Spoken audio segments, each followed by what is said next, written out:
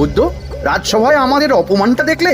হ্যাঁ, সে তো দেখলাম মন্ত্রী মশাই। আমি তো বুঝতেই পারছি না যে গোপাল মহারাজকে কি মধু খাইয়েছে যে মহারাজ গোপাল ছাড়া চোখে অন্ধ। আরে আমরা যেন মহারাজের কাছে ফেল না, কিছু একটা করতেই হবে। আমার মাথাটা গরম হয়ে যাচ্ছে। গোপালের মতন রাজসভার ময়লাকে যতক্ষণ না ফেলা যাচ্ছে ততক্ষণ আমার মাথা জ্বলন্ত কয়লা হয়েই জ্বলবে। পণ্ডিত মশাইয়ের মাথায় একটা বুদ্ধি আছে মন্ত্রী মশাই। আপনি যদি সেই অনুযায়ী উঁচির কাজ করেন তাহলে বেটা গোপালের কপালে দুর্গতির সীমা থাকবে না। এই কি বুদ্ধি, কি বুদ্ধি? আপনি বরং এই ব্যাপারে পণ্ডিত মশাইয়ের সাথে একবার আলোচনা করে নিন। আমি চলি, কেমন? আমি চলি। হ্যাঁ হ্যাঁ, এসো এসো এসো এসো।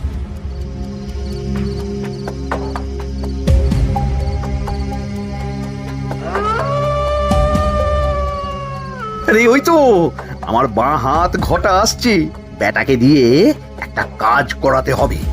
এ কি মন্ত্রী মশাই, আপনি এখানে দাঁড়িয়ে কি করছেন? এই একটা গুরুত্বপূর্ণ ব্যাপারে কথা বলছিলাম। একটা কাজ করতে পারবি? কি কাজ করতে হবে বলুন মন্ত্রী মশাই। আমাকে একটু ঠান্ডা জল, পাতিলেবু আর পুদিনার পাতা দিয়ে শরবত বানিয়ে খাওয়াতে পারবি?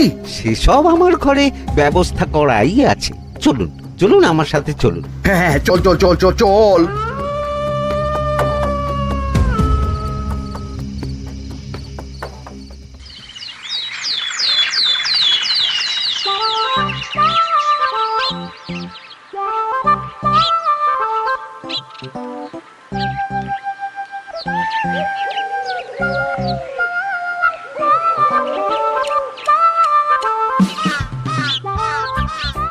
কি ব্যাপার পণ্ডিত, এত গুম মেরে আছো কেন? সকাল সকাল গিন্নি খুব বকেছেন মনে হচ্ছে। গিন্নির বাক্য সুধায় কান ভরে গেছে, আর কিছুই কানে ঢুকছে না। আরে দাঁড়াও দাঁড়াও পণ্ডিত, দাঁড়াও জ্যোতিষী। পণ্ডিত তো আমার কথা শুনতেই পেল না মনে হচ্ছে। তুমি তো দূর থেকে বলেছো, আমি তো বলেছি পাশ থেকে, তাতেও শুনতে পাইনি। কানের পোকা হলো নাকি? কি গো পণ্ডিত, ব্যাপার কি? কেমন বুঝছো? এ তো ভয়ানক কর্ণকোষ্ঠবদ্ধতার লক্ষণ। তুমি কচু বুঝেছো? আমার হয়েছে কর্ণগোপাল, তোমাদেরও হতো, কিন্তু তোমাদের দোকান কাটা বলে হয়নি। তুমি আমাদের অপমান করছো। তোমাদের অপমান বোধ থাকলে কোনো শব্দই কানে ঢুকতো না, শুধু একটাই শব্দ কানে বাজতো, গোপাল গোপাল গোপাল। এবারে রাজসভায় কিভাবে হেনস্থা হতে হলো মনে নেই?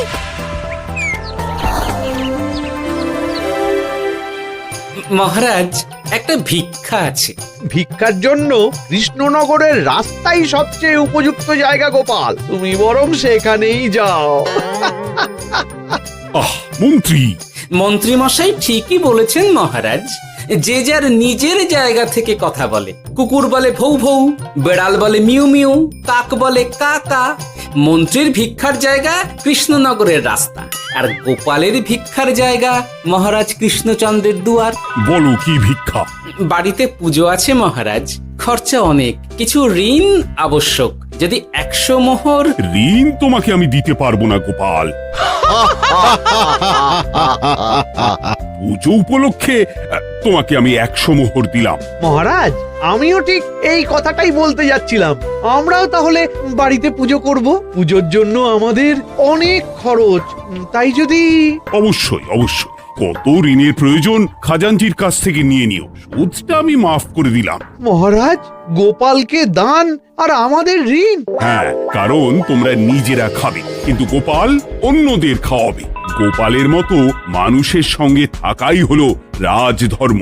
কিন্তু তাছাড়াও তোমরা হলে 80 যাই বেতন পাই দলের লোক। গত 1 বছরে তোমার কোন মন্ত্রণা দেশের কাজে এসেছে? পণ্ডিত কোনো নতুন তত্ত্ব শুনিয়েছে?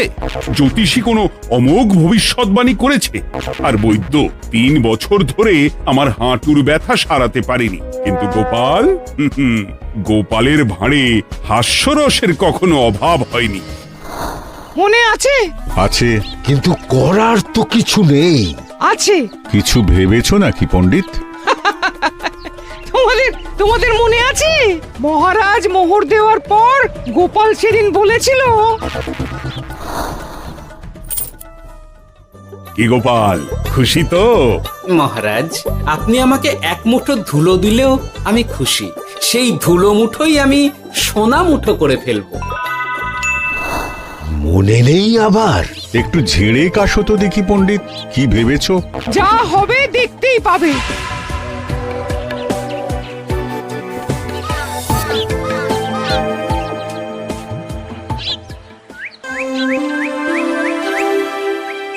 মহারাজের জয় হোক, মহারাজের জয় হোক।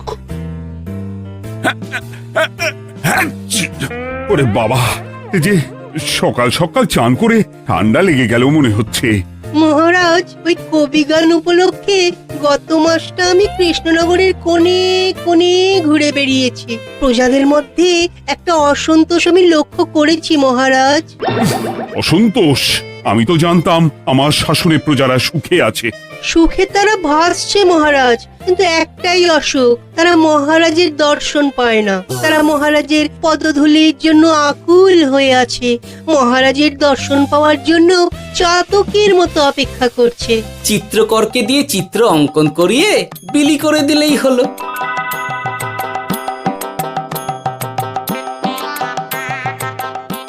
খুব ধুলো হয়েছে মহারাজ, কিন্তু এত ধুলো। কালকের ঝড়ে ঢুকেছে। ঝাড়ুদার,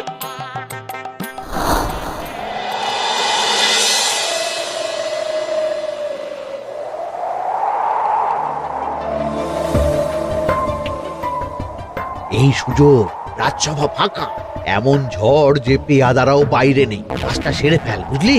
কিরে, কাজটা কর।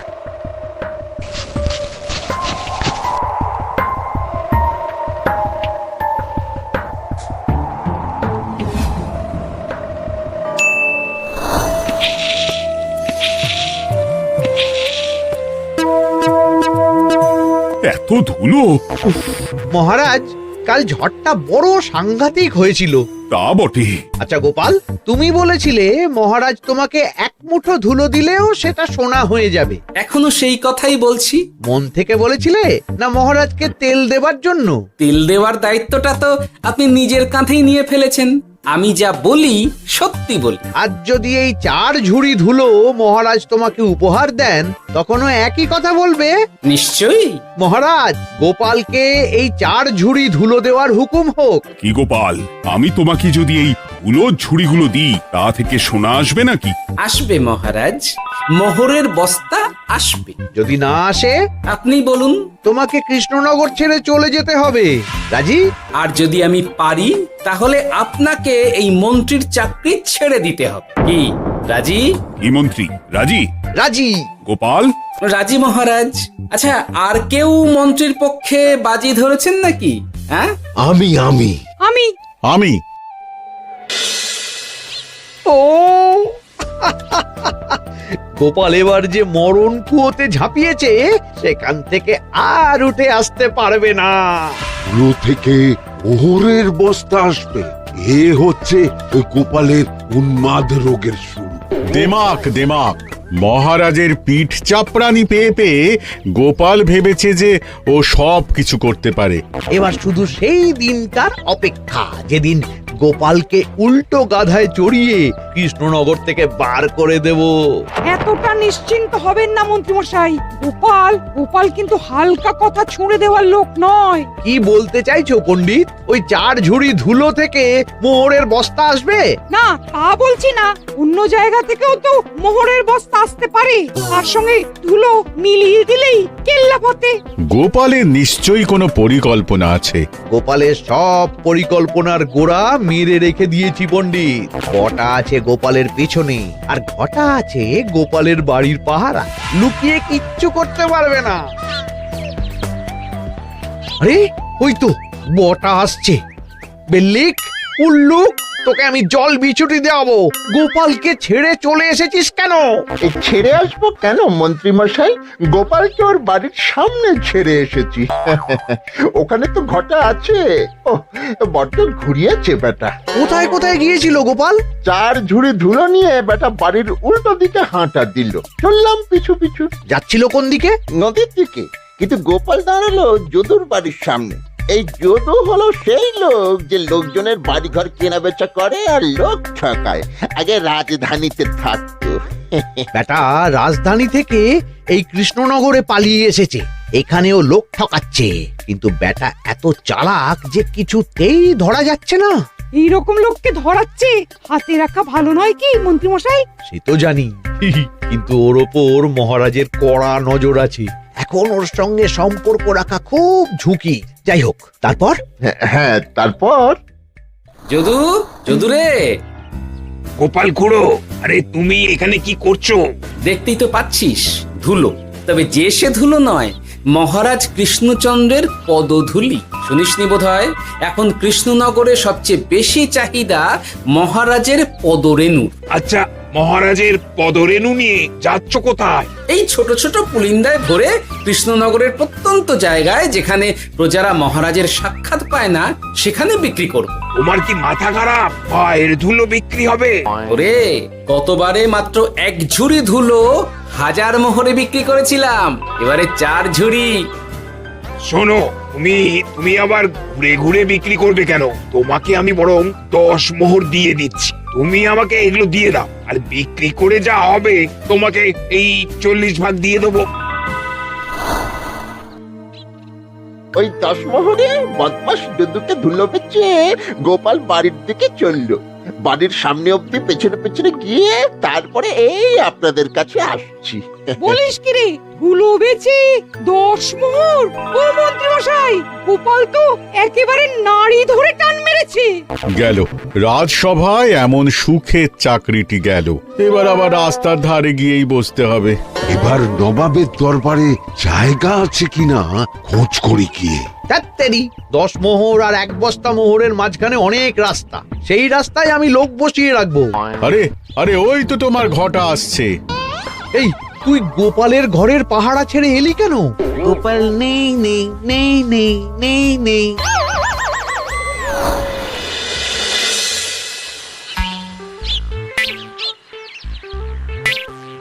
আরে, ভয় পেলি নাকি? না না না না না, ভয় পাবো কেন? শোন, তোকে পেয়ে আমার খুব ভালো হলো বুঝলি। তোকে আমার একটা কাজ করতে হবে। বলো বলো। আসলে বুঝলি, আমার না গিন্নিকে নিয়ে তার বাপের বাড়ি যাওয়ার কথা ছিল, কিন্তু হঠাৎ বিশেষ কাজে আমাকে খামবাজে চলে যেতে হচ্ছে। এখন আমি গিয়ে গিন্নিকে বললে বুঝতেই পারছিস কুরুক্ষেত্র হয়ে যাবে একেবারে। তাই আমি কাউকে খুঁজছিলাম যে আমার বাইরে যাওয়ার খবরটা আমার গিন্নিকে গিয়ে দেবে। তুই পারবি বাবা ঘটা? ওরে বাবা, আরে আরে আরে, ভয় পাস না, তোকে গিয়ে মুখে কিছু বলতে হবে না। এই নে, এই চিঠিটা আমার বউকে দিবি।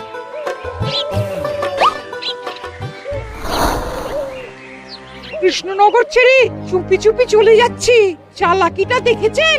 ওসব চালাকি আমি তুড়ি মেরে উড়িয়ে দেব। কি করবেন? চারিদিকে আমি অশ্বারোহী গুপ্তচর পাঠাচ্ছি।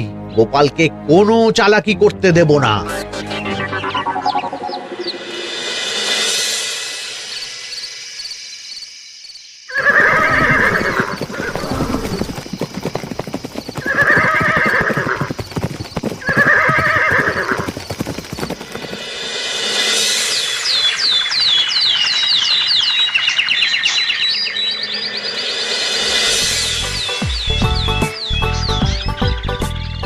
অং বং পিং পং। হ্যাঁ, ওরে বাপ রে, এ আবার কি বলে? মানে বুঝিতে পারিলে না?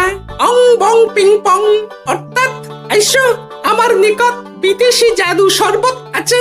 ইহাতে তৃষ্ণা নিবারিত হয়, শক্তি বৃদ্ধি হয়, ঘুম ভালো হয়, সম্পর্কের উন্নতি হয়, জামা কাপড় ফর্সা হয়, তু শব্দ না করে সকাল সকাল কষ্ট পরিষ্কার হয়। মূল্য মাত্র 1 মোহর। বোঝো, ওইটুকু অং বঙ্গের মধ্যে এত কিছু? ঠিক আছে, তা দাও দেখি। আপাতত টেস্টটা তো মিটুক, বাকিগুলো পরে বোঝা যাবে।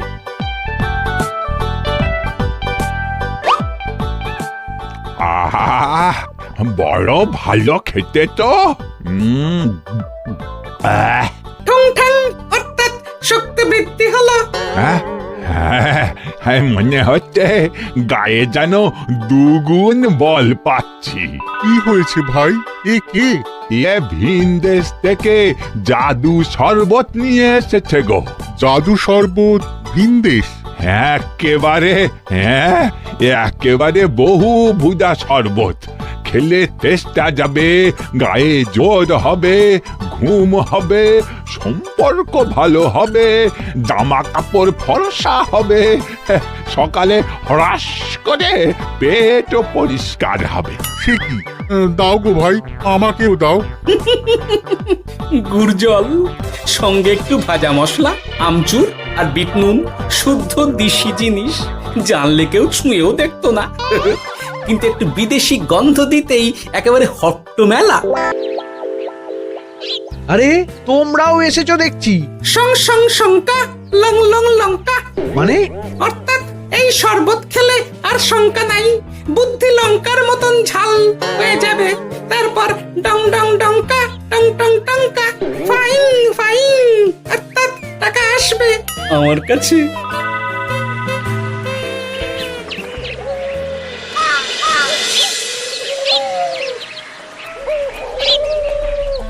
ঝপ ঝপ ঝপাং, ভট ভট ফটাং, অর্থাৎ উহাকে দৌড়িয়েছো কেন? বেটা জোচ্চোর অনেককে ঠকিয়েছে। অনেক দিন থেকে তককে তককে ছিলাম। এবার এই ধুলো নিয়ে মহারাজের পায়ের ধুলো বলে বিক্রি করছিল। একটা বেনামি চিঠিতে খবর পেয়ে বেটাকে ধরেছি। ব্যাং ব্যাং বিগ ব্যাং, অর্থাৎ বাহ বাহ বাহ বাহ। বেনামি চিঠিটা আমি দিয়েছিলাম বাবু। বাবা যদু, তুমি সেই রাজধানী থেকে কৃষ্ণনগর অবধি মানুষকে অনেক খোল খাইয়েছো। তুমি এতদিন ঘুঘু দেখে এসেছিলে বাবা, এবার গোপাল নামক ফাঁদটা দেখলে। কতবার বলবো এইসব ধুলো আমি গোপালের কাছ থেকে কিনেছি। যা বলার ওই বিচারের সময় মহারাজকে বলবি। চল চল চল চল চল।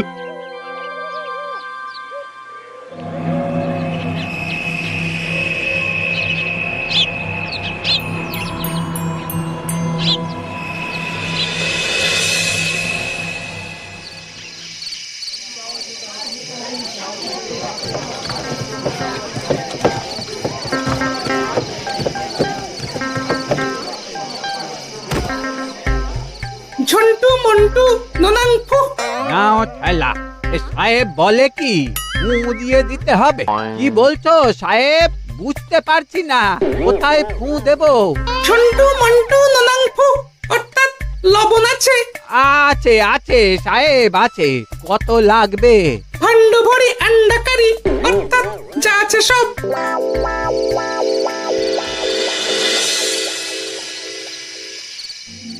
ব্যাস, মোটামুটি আশেপাশে সব দোকানের নুন এখন আমার জিম্মায়। এবার আসল মজা শুরু হবে।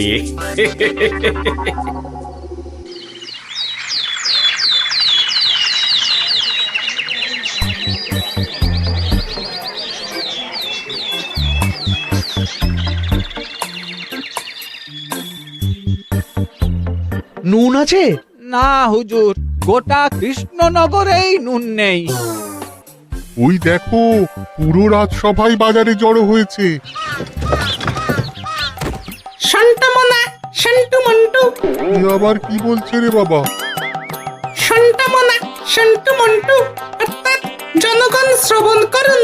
নান্টু কান্টু, নুন কিনেবেন, আন্টু আন্টু, আসুন আসুন। আমার আমার এক সের নুন লাগবে। শান্টু, অবশ্যই 100 লবণ 10 মোহর। 10 মোহর? 10 মোহর লইবেন না লইবেন না? না, নেব না। উত্তম উত্তম, গান্ডা পিণ্ডে ঢিসুম ঢিসুম, অর্থাৎ তাহা হইলে নুনের বদলে গৃহিণীর প্রহার ভক্ষণ করুন। আমাকে এক সের নুন দিন। আমাকেও আমাকেও। নুন ছাড়া বাড়ি ফিরলে গিন্নি ঘর ছাড়া করবে আমাকে। শুনলাম কৃষ্ণনগর থেকে নুন উধাও। আছে মহারাজ, আছে। কৃষ্ণনগরের সব লবণ আমার নিকটে আছে। 110 মোহর। এত দাম? দাম তো হবেই মহারাজ। লবণ ছাড়া রান্না কেমন হবে ভাবিয়া দেখুন। ঠিকই বলেছ। রাজপাকশালেও তো রান্না বসেনি। 100 সেরের মতন রাজপ্রাসাদে পাঠিয়ে দাও। 1000 মোহর দিয়ে দাও।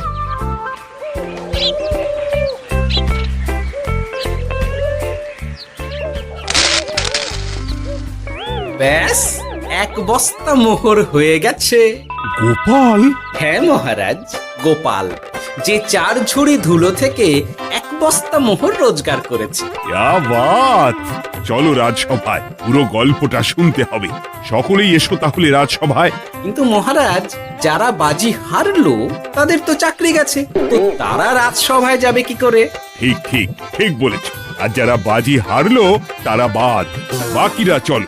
এই সেরেছে, গোপাল তো আবার বাজি মেরে দিল। ও মহারাজ, আমাদের দেখুন। ও মহারাজ, আমাদের দেখুন। ও মহারাজ।